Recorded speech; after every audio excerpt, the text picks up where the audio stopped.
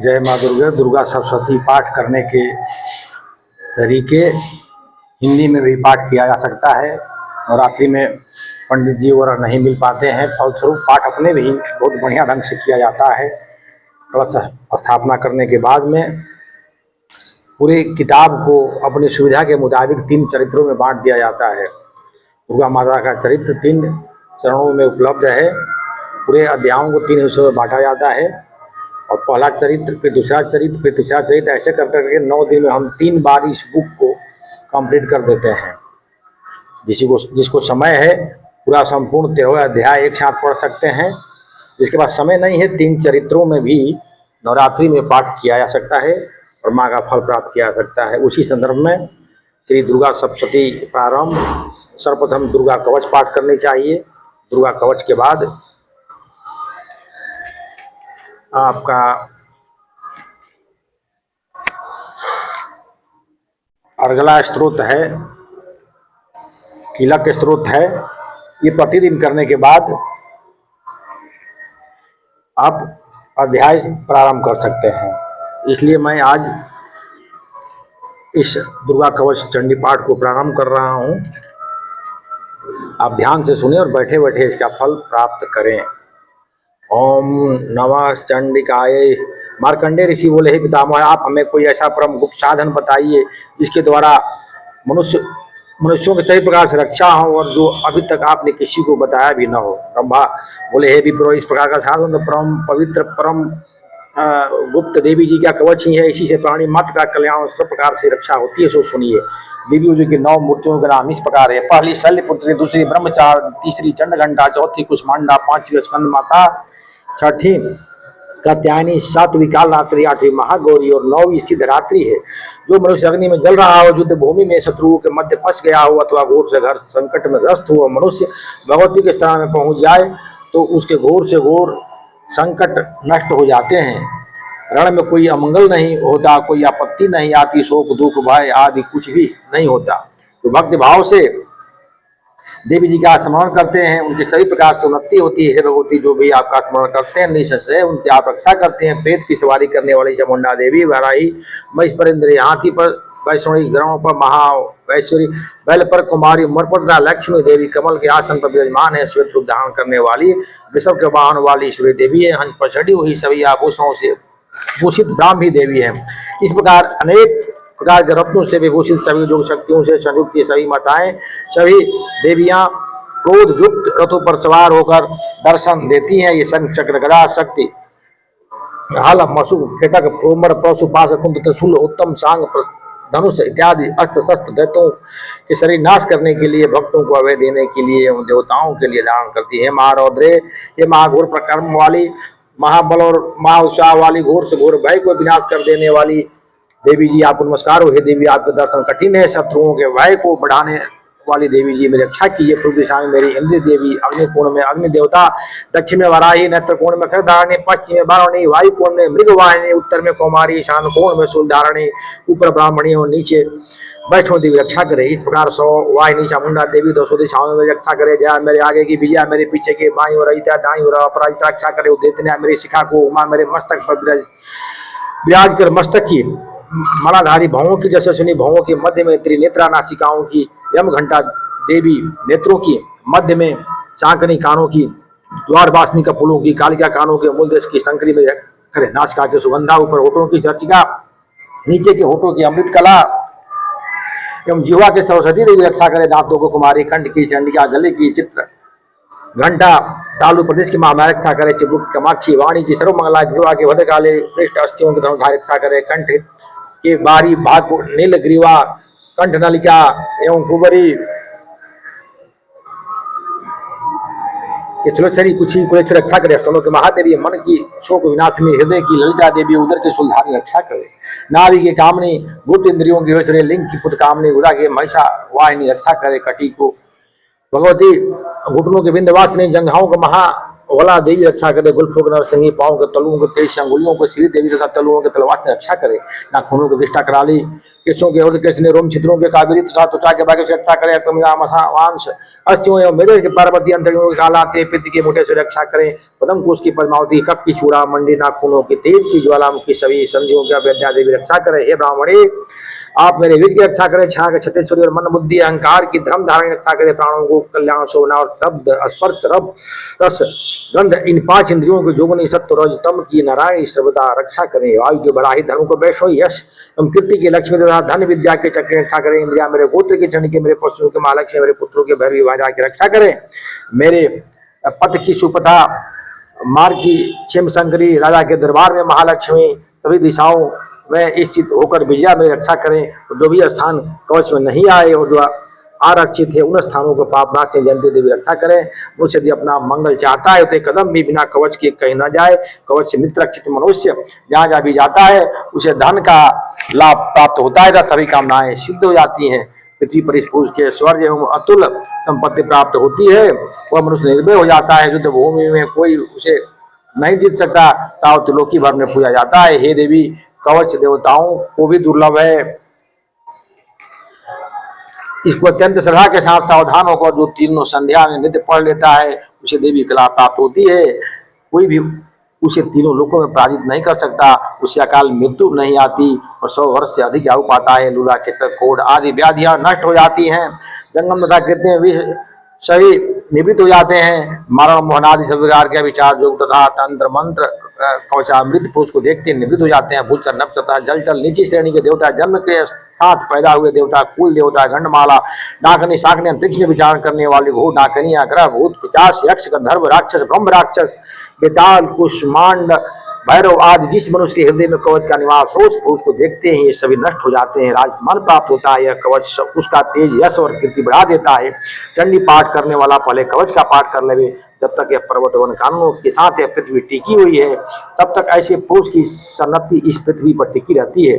कवच का पाठ करने वाले के ध्यान होने पर भी माया की कृपा से देव दुर्लभ परम स्थान की प्राप्ति होती है। सुंदर रूप का पाकर सदा शिव के साथ आनंद पाता है।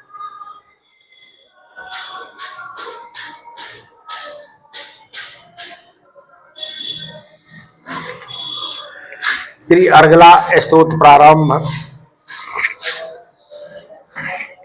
श्री मार्कंडेय ऋषि जी बोले, जयंती मंगलाकारी भद्रकाली कपालिनी दुर्गा शिवा सात्री धात्री स्वाहा आदि देवियों को नमस्कार हो। हे चामुंडा देवी समस्त देवियों को दुख निवारण करने वाली आपकी जय हो। हे सर्वव्यापक देवी कालरात्रि आपकी जय हो। मधु तथा कैटभ दैत्यों का दमन करने वाली ब्रह्मा जी को बल देने वाली आपको नमस्कार हो। हे देवी आप मुझे सुंदर रूप जय जस दो तथा काम क्रोध आदि शत्रुओं का नाश करो। महिषासुर का नाश करने वाली भक्तों को सुखदाता देवी जी को नमस्कार हो। मुझे रूप दो जय दो जस दो शत्रुओं का नाश करो। हे रक्त बीज को वध करने वाली देवी जी और चंडमुंड को असुरों का विनाश करने वाली माता मुझे रूप सुंदर रूप दो जय दो जस दो शत्रुओं का वध करो। हे सुम्राक्ष नामी दैत्यों का मद मर्दन करने वाली मुझे रूप दो जय दो शत्रुओं का नाश करो। आपका रूप तथा चरित्र अक्षरणीय है, सभी शत्रुओं को आप विनाश करने वाली है। मुझे रूप दो जय दो शत्रुओं का संहार करो। हे पापनाशक चंडिके सर्वदा भक्ति पूर्वक आपके चरणों में मस्तक झुकाते हैं उन्हें रूप दो जय जो शत्रुओं का नाश करो। जय शत्रुओं का नाश करो। हे सभी व्याधियों को नाश करने वाली चंडिके जो आपकी भक्ति पूर्वक स्तुति करते हैं उन्हें रूप दो जय दो जस दो शत्रुओं का नाश करो। हे चंडिके जो निरंतर आपकी भक्ति पूर्वक अर्चना करते हैं उन्हें रूप दो जय दो शत्रुओं का नाश करो।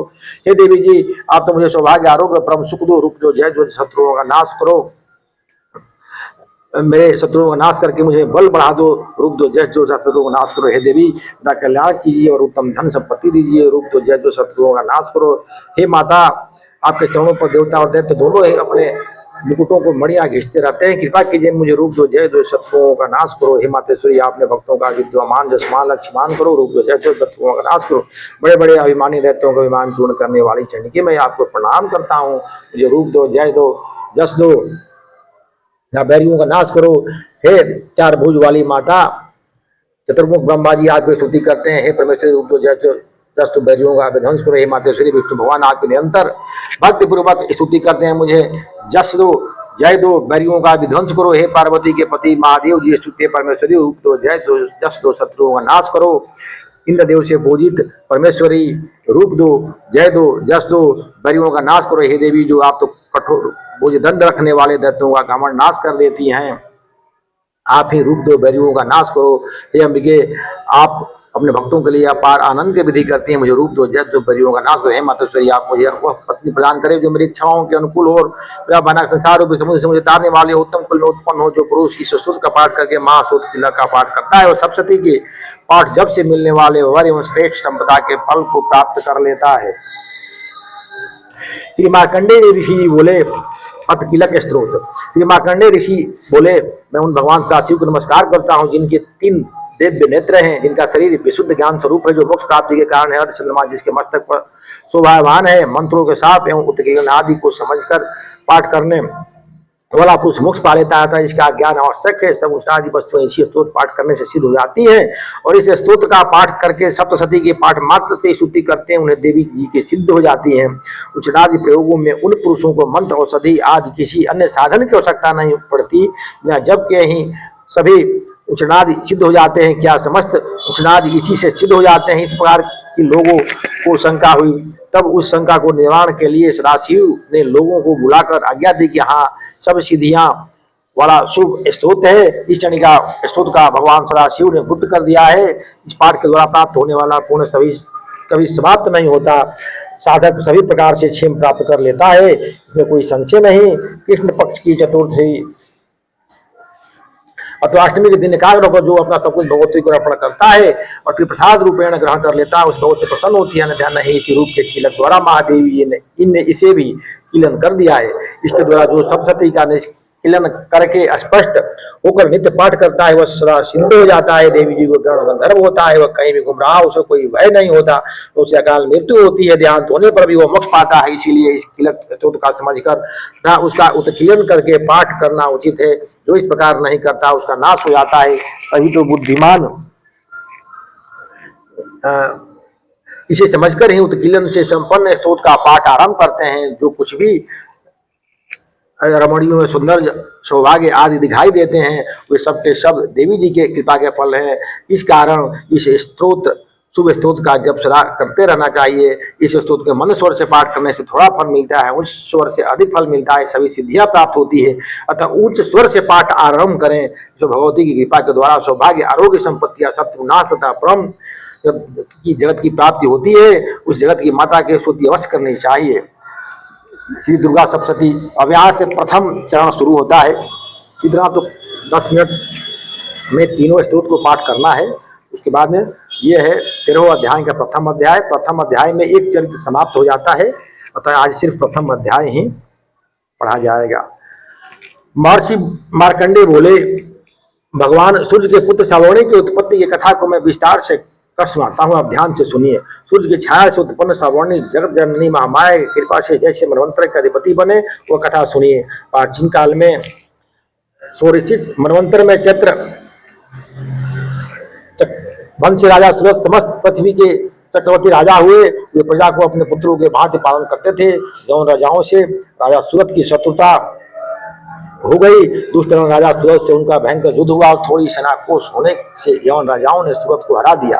तदनंतर राजा अपने नगर में यहाँ राज्य करने लगा, तो भी अन्य शत्रु राजाओं ने राजा सूरज पर चढ़ाई कर दी और नगर में भी दुराचारी मंत्रियों ने राजा का कोष, सैन्य और समस्त वस्तुएं छीन ली तथा राजा सूरज हार कर अकेला ही घोड़े पर सवार होकर शिकार खेलने के बहाने घोर जंगल में चला गया।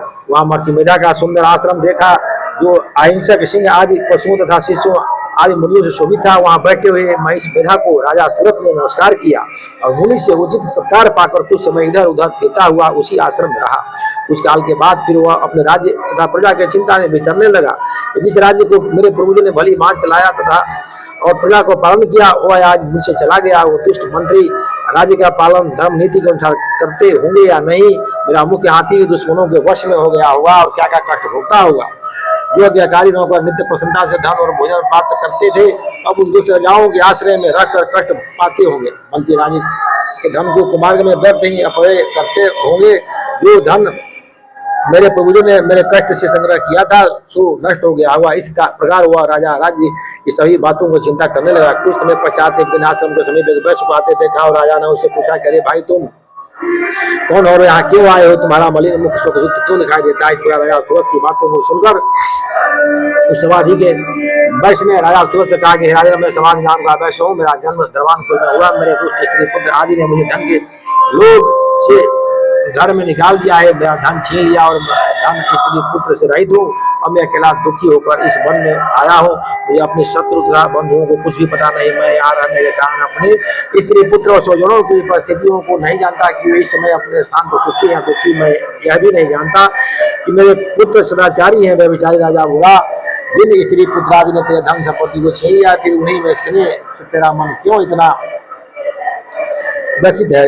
वैश्य बोला, आप मेरे विषय में जो बातें कही वास्तव में सत्य है, परंतु मैं क्या करूं, मेरे चित्त में कठोरता उत्पन्न नहीं होती। जिन पुत्रादि ने धन के लोभ में आकर मुझे घर से निकाल दिया और मेरा चित्त फिर भी उन्हीं में आसक्त होता है, जानते हुए मैं अनजान हो रहा हूँ। मेरा मन स्त्री पुत्रादि में आसक्त हो रहा है और इसी से विश्वास चल रहे हैं। मुझे दुख है और मन खिन्न है, मैं क्या करूँ। इस स्वजन के निर्मोही होने पर भी मेरे मन में उनके प्रति प्रेम के मार्कंडेय ऋषि बोले, हे श्रेष्ठ। तत्पश्चात राजा सूरत और समाधि वैश्य दोनों मिलकर मेरा मुनि के समीप गए और प्रणाम करके बैठकर मेरा ऋषि से कथा प्रसंग करने लगे। राजा बोला, हे भगवान, मैं आपसे एक बात पूछना चाहता हूँ, आप कृपा करके बताइए। महाराज, मेरा मन बस में नहीं है, इसमें मुझे दुख है। गए हुए राजा अन्य सभी स्त्री पुत्र बंधुओं का ममता मुझे अभी तक बनी हुई है। हे मां मुनि श्रेष्ठ, जानते हुए भी मेरा मन स्नेह उन अज्ञानियों के बाद विशेष बढ़ता रहता है और इस समाधि वैश्य तो इसके पुत्र पुत्रादि ने त्याग दिया तथा इसे घर से बाहर निकाल दिया है। यह भी उसमें अत्यंत आसक्त रहता है। इसी तरह हम दोनों दुखी हैं। हे महाभाग, उसके दोषों जानते हुए भी हम दोनों को हृदय उसके प्रति ममता से आसक्त रहता है। इतना ज्ञान होते हुए भी ऐसी ममता क्यों है। हम दोनों को अज्ञानियों के बाद ममता क्यों उत्पन्न हो रही है। महर्षि मिला ने कहा, समस्त जंतुओं को जानने योग्य ज्ञान होता है। हे महाभाग, सभी प्राणी पृथक पृथक होते हैं। कोई दिन में नहीं देखते, कोई रात्रि में नहीं और देखते, और कोई दिन रात्रि में समान दृष्टि से देखते हैं। सभी पुरुष ज्ञान युक्त हैं, यह सत्य है, इसमें संदेह नहीं कि केवल उनमें ही नहीं, पशु पक्षी मृगाद में भी मनुष्य की भांति ज्ञान होता है और स्थूल ज्ञान होता है। जैसे मनुष्य में आहार निद्रा की इच्छा उत्पन्न होती है, वैसे पशु पक्षी आदि में भी आहार विहार निद्रा मैथुन आदि की इच्छा उत्पन्न होती है। ज्ञान होने पर पक्षियों की बात दुख होने पर भी ममता बस अपने बच्चों को जो स्नेह से छुपाकर देखकर प्रसन्न होते हैं। हे राजन, मनुष्य भी अपने पुत्र पोत्रों की साथ इसी बात बर्ताव करते हुए पालन पोषण इसी इच्छा से कि जब वह अवस्था आएगी तक वो हमारा पालन पोषण करेंगे। क्या यह तुम नहीं देखते कि पुत्रादि उनका पालन पोषण न भी करें, क्योंकि माता तो करती ही है, क्योंकि विश्व की स्थिति को रखने वाली महामाया के प्रभाव से मुख के गड्ढे में डाल दिए गए हैं। इसमें कोई आश्चर्य नहीं है, क्योंकि यह भगवान की महामाया है और भगवती देवी बड़े बड़े ज्ञानियों के चित्त को जबरदस्ती खींचकर मुंह में डाल देती है। इस देवी ने चराचर विश्व को व्याप्त किया है और यह देवी प्रसन्न होकर भक्ति को वरदान देती है, जिससे मुक्ति मिलती है। वही भक्ति के परम हेतु सनातनी ब्रह्म ज्ञान स्वरूप विद्या है। भगवती संसारिक बंधुओं के हेतु तथा सर्वसूरी है। राजा बोला, हे भगवान, आप इसे महामाया कहते हैं, कौन सी ये देवी है, वो देवी कौन सी उत्पन्न हुई और कैसे, उसका क्या कार्य है, उसका स्वभाव स्वरूप उत्पत्ति आदि के विषय में सुनना चाहता हूँ। सो आप सभी वृत्तांत से मुझे सुनाइए। विषय कहा, वह देवी नित्य और सब चार में व्यापक है, तो उसकी उत्पत्ति अनेक भ्रांति से है। उस कथा को मैं कहता हूँ, सुनो। यह भगवती देवताओं को कार्य सिद्धि को उत्पन्न होती है और जन्मा उत्पन्न कराती है। जब भगवान विष्णु संपूर्ण विश्व को त्याग अंत में जल में ही जल करके जो निद्रा में से सैया पर शयन करे, उस समय विख्यात मधुरा कैटभ नाम के दो असुर भगवान विष्णु के कान के मैल से पैदा होकर ब्रह्मा जी को मारने को तैयार हुए। ब्रह्मा जी विष्णु भगवान के नाभि कमल पर स्थित थे। उन दोनों भयंकर असुरों को मारने को आता देखकर और भगवान विष्णु को सोता देख हुआ ब्रह्मा जी जो निद्रा के प्रसन्नता से एकाग्र मन से स्तुति करने लगे, इससे कि भगवान विष्णु के नेतृत्व से भगवती जोगमाया अपना प्रभाव हटा ले और भगवान जाग पड़े। वह जोगमाया विशेष जगत माता ऐसे संहार करने वाली भगवान विष्णु की अतुल तेज वाली नित्य स्वरूपानुपम शक्ति है। ब्रह्मा जी बोले, महामाया, तुम स्वाहा देवताओं को पालन करने वाली हो, तुम सुधा पितरों को पोषण करने वाली हो, तुम तथा इंद्र को जग की हिंसा पहुंचाने वाली हो, अमृत भी तुम ही हो, अक्षरों में वो मात्रा भी तुम ही हो तथा नित्य आदि मात्रा व्यंजन में तुम ही हो। हे देवी, तुम ही संध्या सावित्री संसार को जननी हो और हे मातेश्वरी विश्व की उत्पन्न पालन और संहार करने वाली आत्मी और रचना काल में श्रेष्ठ रूप तथा पालन काल में संहार स्थिति स्वरूप आप ही हो। अब महाविद्या महामाया महामेधा महास्मृति महामोहा महादेवी महासुरु हो। आप ही समस्त चराचर के तीनों गुणों सत्व तम को उत्पन्न करने वाले प्रकृति हो। आपकी काल रात्रि प्रलय स्वरूप महारात्रि तथा दारू मोह रात्रि हो आछी श्री ईश्वरी तथा बुद्ध की बुद्ध स्वरूपा हो, लज्जा पृष्टि तिष्टि शांति क्षमता आप ही हो। और हे मातेश्वरी आप खड्ग शूल घोर गदा शंख चक्र धनुष बाण भुसंडी ध्वज आदि अस्त्रों का धारण करने वाली हो। हे देवी आप ही शोभिता हो तथा संसार में ही आप ही अति सुंदर हो और अपरों से श्रेष्ठ आप ही परमेश्वरी हो। यह में सत्य और असत जो कुछ उसकी सबकी शक्तियाँ आप ही हो। मैं आपकी कैसे प्रार्थना करूं। इस विश्व की रचना पालन और संहार करते हैं उन भगवान विष्णु को आपने अपने निद्रा के वश में कर लिया है। फिर भला बताइए और कौन आपकी प्रार्थना करने में समर्थ है, क्योंकि आपने भगवान विष्णु ईशान शंकर तथा मुझसे यह शरीर ग्रहण कर लिया है। आप तो अपने प्रभाव से स्वयं प्रशंसित हो। मधु तथा कैटव नाम के इन महादुष्टों को आप मोह लीजिए और विश्वपति भगवान अच्युत हो जाइए। इन दोनों महासुरों को संहार करने के लिए भगवान का बुद्धि दीजिए। ऋषि बोले इस प्रकार ब्रह्मा जी ने मधु तथा कैटव पशुओं के संहार के लिए भगवान विष्णु के जगाने के लिए तामसी देवी की प्रार्थना की। तो उसी समय भगवान विष्णु के नयन मुख नाग भुजा हृदय और वक्षस्थल से निकलकर जोग अव्यक्त जोग माया उपस्थित हो गई और जोग निद्रा से भगवान जनार्दन जाग पड़े। तदंतर भगवान विष्णु ने उन प्राकरणी युजवान मधु तथा कैटव पशुओं को देखा ब्रह्मा जी को खाने के लिए, जिनकी आंखें लाल हो रही थी। तब भगवान विष्णु ने शेष सैया सो उठ उन असुरों से 5000 वर्ष तक वहां युद्ध किया। अति बलशाली महाउन्मत दोनों असुरों को महामाया ने मोहित कर रखा था। तब असुरों ने भगवान से कहा कि आप हमसे वरदान मांगे। भगवान ने कहा यदि तुम मुझ पर प्रसन्न हो तो मेरे हाथ से तुम्हारी मृत्यु हो, मैं तो केवल यही पर चाहता हूँ। इसने कहा। इस बात से भगवान ने उनसे वरदान ले लिया। तो भगवान से कहने लगे कि हमें सर्वत्र जल ही जल दिखाई देता है, अतः इसलिए भगवान हमारा बहुत उस स्थान पर कीजिए जहाँ पृथ्वी और पानी न हो। ऋषि मेधा ने कहा। तब भगवान विष्णु ने शंख चक्र गदा धारण किए और उन शतास्त्र का दोनों की सिर अपने जांघों पर रखकर चक्र से काट दिए। इस प्रकार यह महामाया देवी श्री ब्रह्मा जी के प्रार्थना करने पर स्वयं उत्पन्न हुई है। हे राजन, मैं अब इस प्रभाव को बताता हूँ, अब ध्यान से सुनो। ये प्रथम अध्याय समाप्त और आज प्रथम चरण यही समाप्त होता है। इसके बाद आप क्षमा प्रार्थना का पाठ कर सकते हैं 2 पेज का, तत्पश्चात आरती और ये प्रथम चरण पाठ का समाप्त। इस प्रकार दुर्गा सप्तशती का पाठ नवरात्रि में किया जा सकता है। जय माँ दुर्गे। बोलो बोलो माँ दुर्गा मैया की जय।